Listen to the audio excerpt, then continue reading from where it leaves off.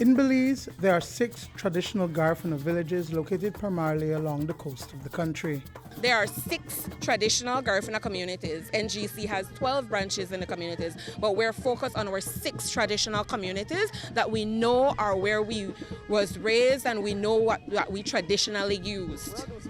Those 6 traditional communities are Hopkins, Dangriga, Saint Vincent, Georgetown, Barranco, and Punta Gorda.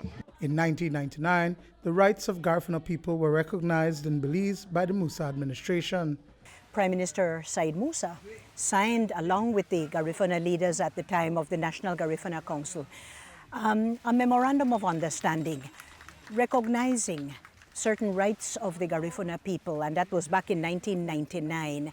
And of course, it doesn't maybe go to the extent of the consent ruling of the Caribbean Court of Justice in relation to Maya customary land tenure, but certainly it doesn't take away from the respect and the conversations that we need to have with the Garifuna people going forward. And so, a meeting in Hopkins between Garifuna leaders and officials from the Ministry of Indigenous Peoples Affairs was a platform to begin the conversation where the Garinagu can advocate and lobby for their rights. Minister of Indigenous Peoples Affairs, Dolores Balderramas Garcia, describes the meeting as frank, but of a different tone. We had a very frank and respectful and hard-hitting discussion with some of the Garifuna leaders of the National Garifuna Council and of course Baba Roy Cayetano. He has such a wonderful institutional memory. He is really a walking repository of all things Garifuna, the history in particular, which is so very important, because if you want to know where you're going, you have to know where you have come from if you want to know where you are going. We know that there's 2 indigenous groups in Belize, the Mayas and the Garinagus.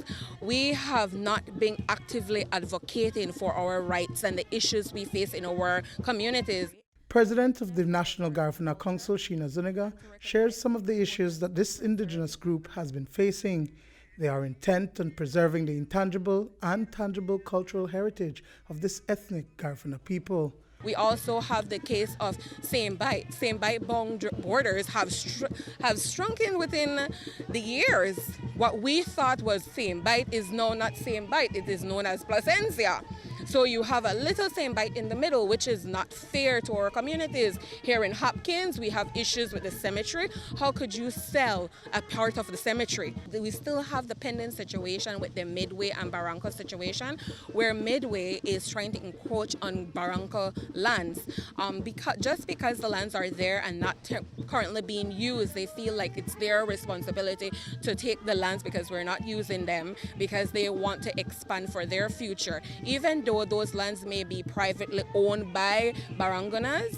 So that is one of the issues that we're currently facing, and we have issues that our communities are not demarcated. What will happen in the future? Imagine the Creole and the Garifuna decide, we are entitled to lands. How would we know where our traditional borders is? How will we know where the national lands are? How would we know our boundaries for our communities? So this is something very important that I would urge the government to start taking a lead on. We do have Golisa Primary School, but we're also advocating that within our 6 traditional Garifuna communities, that the primary school could adopt the intercultural policy within our communities to help us preserve our Garifuna language. Minister Dolores Balderramas Garcia says that government stands ready to assist where it can to resolve the concerns of the Garinagu. We need strong advocacy from the Garifuna leaders and the communities. So write to us, put something in writing. If you have a specific complaint about encroachment or whatever, let us know.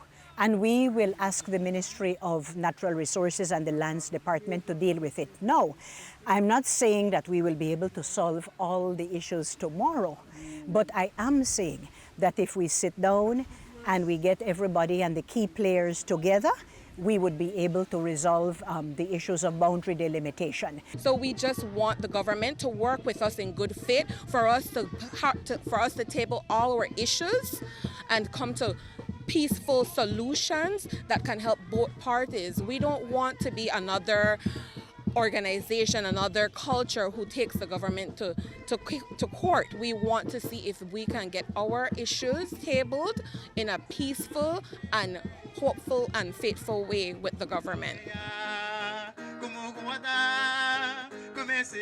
Duane Moody for News 5.